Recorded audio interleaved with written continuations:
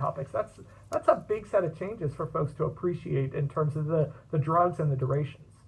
Let me ask you a question on that, Andy. And we're so lucky to have somebody who has both a scientific interest in Lyme, as you do, and experience with research, and you've been here the whole time during the epidemic. I mean, this is anecdotal, and we should always base our care on evidence. But as you know, I spent many years in Tennessee where we did not have Lyme, but we had, many cases of ehrlichiosis and Rocky Mountain spotted fever. And I personally treated hundreds of kids with doxycycline, and I've seen one child who, had dental discoloration that his dentist thought might have been due to it. So I think the safety data, it sounds like, are really there. What's the advantage? Is there an advantage of using doxycycline for facial nerve palsy or for other central nervous system disease? So that's a great question. And I think that what we have seen here is that doxy and amoxicillin seem to have very similar efficacy. I've always liked doxycycline a bit better because its penetration into the central nervous system is at a much higher level. We know that amoxicillin is like all penicillins. There's a big step down when you move from the gut to the bloodstream. And then there's a similarly big step down, like all penicillins, when you move from the bloodstream across the blood-brain barrier. Doxycycline is a much more lipophilic medicine, and so it moves much more readily into the gut.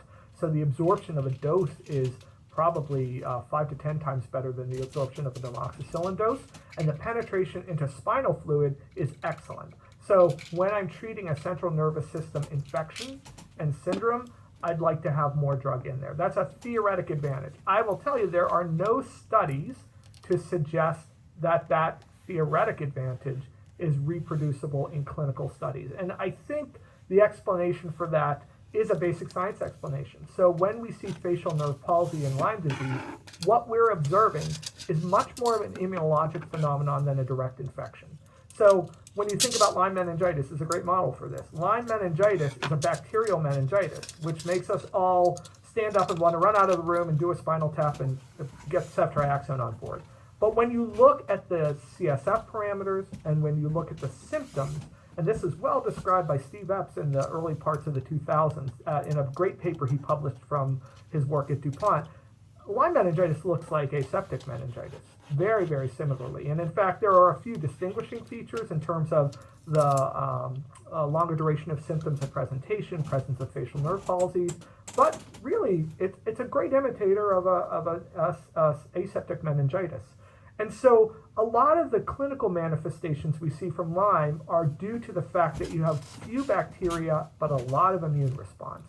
And so that may explain why Amox does just as well in most studies as doxycycline.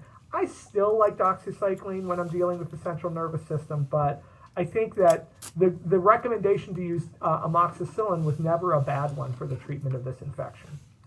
Well, that's very interesting. And in terms of just following that brief point you made about the meningitis, one of the papers you published, in fact, looked at a lot of the cases we had seen and found that, presumably for the reason you just stated, that oral doxycycline was safe and effective compared to IV ceftriaxone for a long period of time.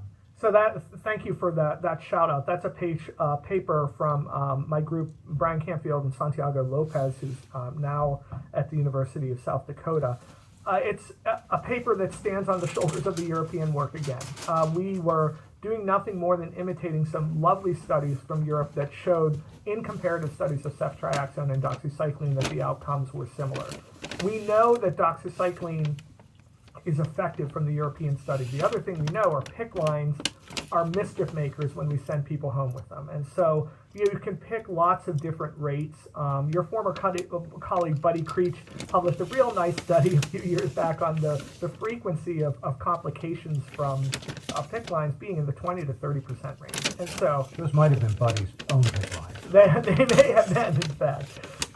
So we know that PICC lines give us no advantage here. And so when we made this move, that paper came from a look at the European data and to a certain extent taking a little bit of a chance because we were swimming upstream a bit. What we found over the 40-some patients in that study is that there was absolutely no difference between children treated all IV and children treated either all PO or mostly PO. Again, doxycycline gets in so well. It's like an IV medicine given by mouth, and so we were very comfortable with it. I think when you see further recommendations from the IDSA, you'll see a lot more reflection of the fact that there's a strong role, at least for downgrading children who are leaving the hospital from an IV medicine to an oral medicine. So I'm curious, Andy, why are we experiencing this epidemic, and what happened with the vaccine?